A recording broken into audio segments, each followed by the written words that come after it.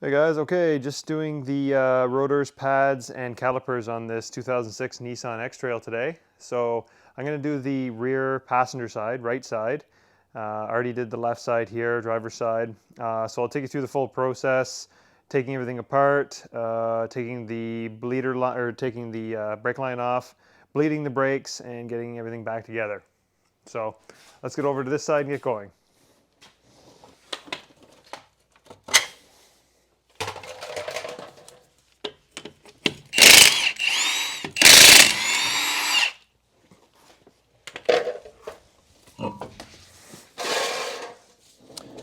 Okay, so you're going to get your 14 mil socket here, and we're going to loosen the lower bolt that holds the brake pads in place. This is actually a good video to watch. You don't, if you're just replacing the pads, this is pretty much how you do it. So we're going to loosen this lower 14 mil bolt here.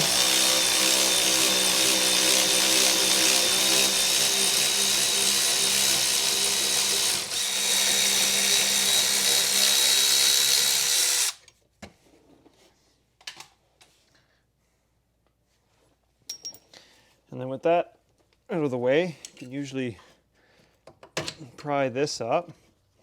And this is what I mean by the corrosion. Like, this should be a lot easier process, but just because things are so corroded, it can be a little bit more difficult.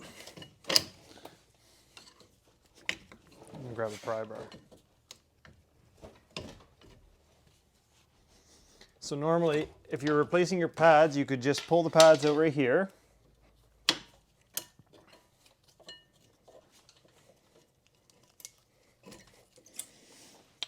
And you could put new clips in, which come with every brake pad kit. These clips right here. And then you would reinstall your new pads and put this back down and you'd be good to go. But we're gonna replace the whole rotor, caliper, and pads. So next we'll put this back down out of our way. Okay, so I'm going to loosen the brake line bolt now, this one right here. But first I'm going to put that pin that we took out back in the bottom just so nothing's moving around while I'm trying to loosen that bolt. And it is 12 millimeter.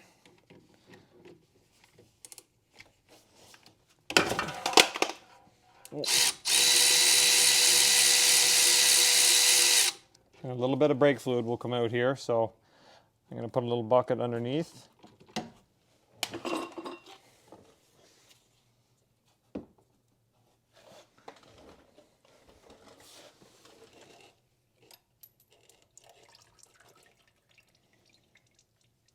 And you'll notice there's a crush washer between the bolt and the fitting. It's still on there. And there's one right here. Oh, I think it already fell off. I think oh, there it is there. And it goes between the fitting and the caliper. And what happens is they crush down on the little indents on all the fittings here and make sure there's a good brake fluid tight seal. But your new calipers will come with a new crush washer and a new bolt. See, it has the hole in it there to let the fluid flow through. Okay, so we're just going to move this line up over around here and let it drip into there. So the next bolt we're going to remove is going to be this one right here. It's a 19 millimeter. It's actually holding the caliper onto the vehicle. And there's a similar one directly below it. It's kind of hard to see, but it's back here. And we're going to use a breaker bar with a 19 mil socket on it to break it, and then we'll just use a smaller one to loosen it completely.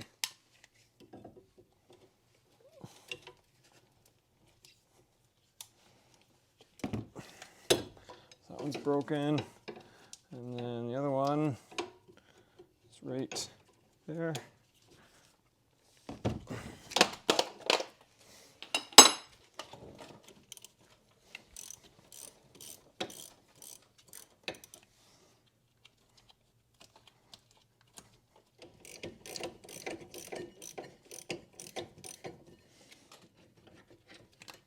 Okay, there's the one bolt there, and here's the top one.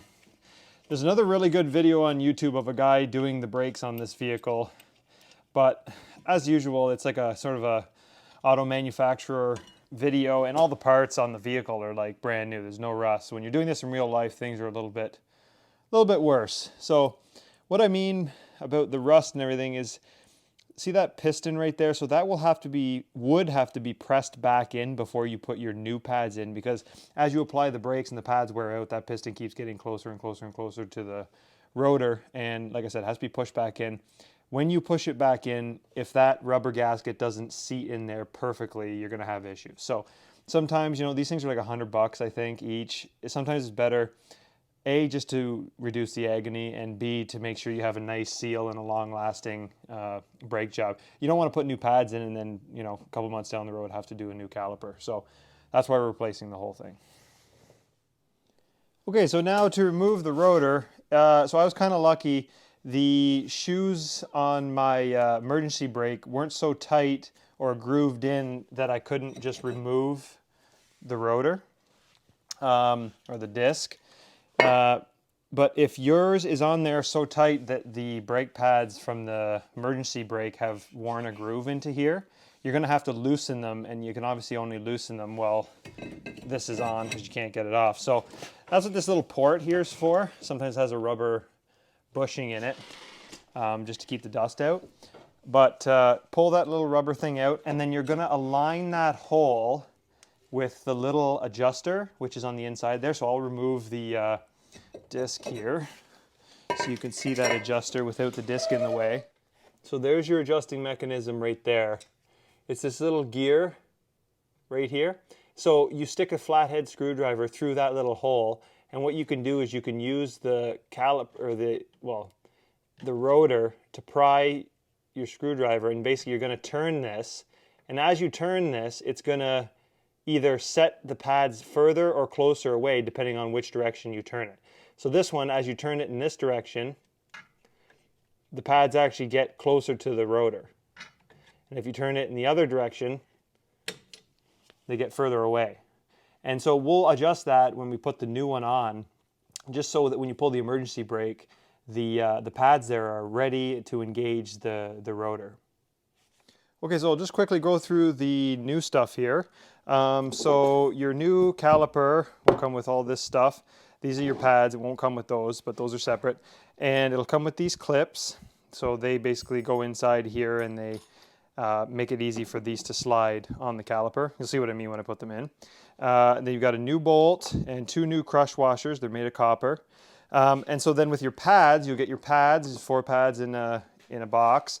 And then in that same box, you'll also get another set of those little brackets. And you can either use these ones or those ones, whichever. If you were just replacing the pads, you'd obviously use these because they'd come with the pads. So one quick thing I'm going to do right now is just clean these 2 19mm bolts, just to make it easier to install and easier to take out next time. Okay, so first step in the reassembly, new rotor. Get that on. And then we can adjust this later, but there's that little port I was talking about, so it'll be in about that position. We've got our new caliper, and if you're ever wondering which one's left, which one's right, if it isn't stated, the bleeder screw always goes towards the top. So if the bleeder screw was like this, that would be for the other side, because it would sit in the vehicle with this at the top. So we'll put this into position, and we're not going to put our pads on just yet. Put that in position. We're going to get our 19mm bolts, and we're going to reinstall those.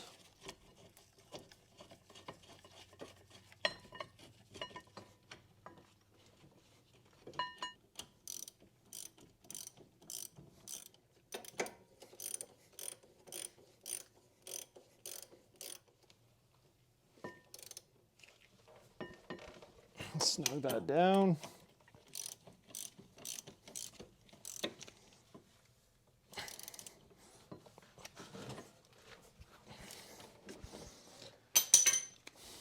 Okay, so I've got the camera placed above the caliper there, just so you guys can get a better sort of visual of what's going on. First thing we're going to do is we're going to clean the end of this brake line here.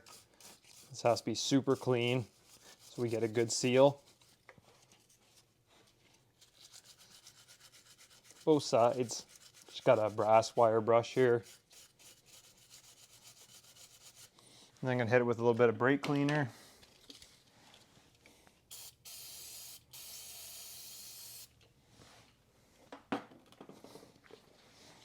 Just wipe it down. And then you'll see this little sort of protruding thing here. There's a little hole or keyway for it so that when you're tightening the bolt it doesn't spin, and so you know the exact position of this hose. So we'll remove this little red plug here. Just keeps contaminants out. And then we're going to get our 2 crush washers and our new bolt. So the new bolt is actually 11 mils, the old one was 12, but it's the same threads and size and everything. So we're going to put our crush washer on there, and then we're going to put it through the fitting, and then we're going to put the other copper crush washer on, and then we're going to start threading it into the caliper.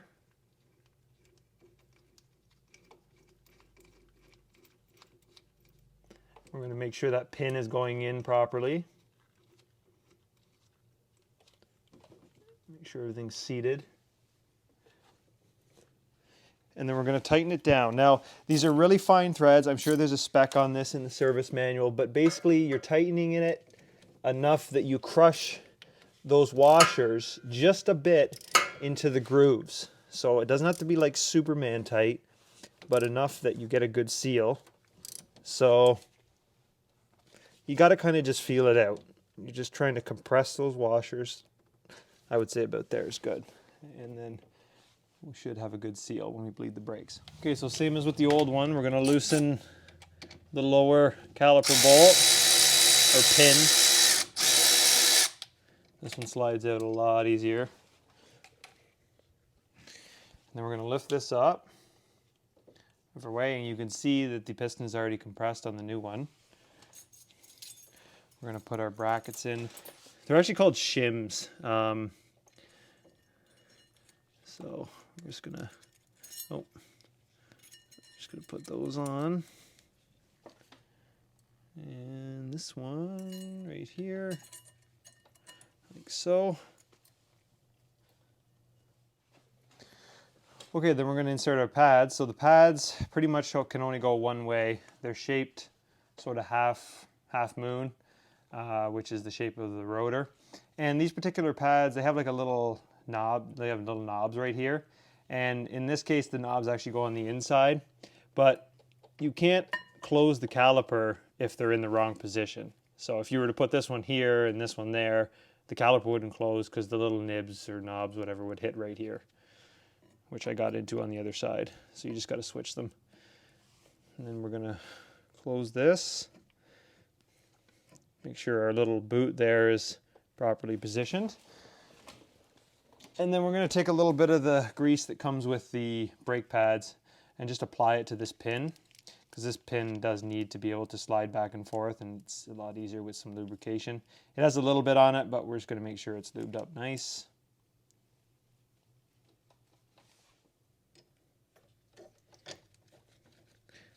And we'll tighten that down.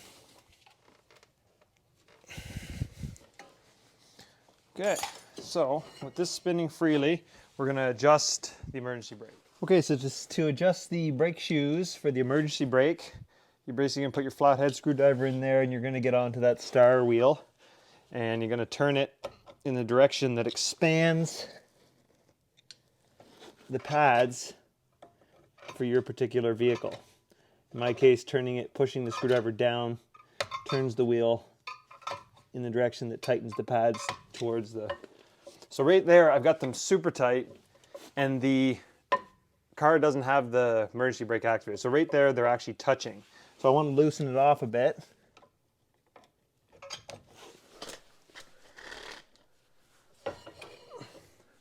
Okay, so there's the rotor's able to turn freely again. And I'll just apply the emergency brakes. Mine's a hand lever. And I don't have to move my lever too much in order to apply the brake. So I'm pretty happy with that setting there. So I'll disengage that, and everything still spins freely. So we'll get to bleeding the brakes now. Okay, so this is my one-person brake bleeding apparatus. Just an old bottle here. This happens to be a baby milk bottle. And I've just got a wire in the one end, and all that is just to hold the bottle. I got it wrapped around the coil spring there. And then I have a piece of 3/16 rubber clear tube going down into the bottom there. You can see it right down in the corner. And that fits perfectly tight over top of the bleed screw here. So I've got my wrench on there right now because it's not a box end wrench. And then I'm going to put that over. Okay, so we're going to crack this quarter turn. And I'm going to go into the car, make sure that the brake fluid reservoir is filled to the top, just because we don't want to run out and introduce air into the lines. And I'm doing the back rear, right rear first, just because it's the longest line from the master cylinder. So we'll bleed it first, then we'll go to the back left, and we should be good to go. So I'm going to start doing that, and you'll see fluid going into this bottle.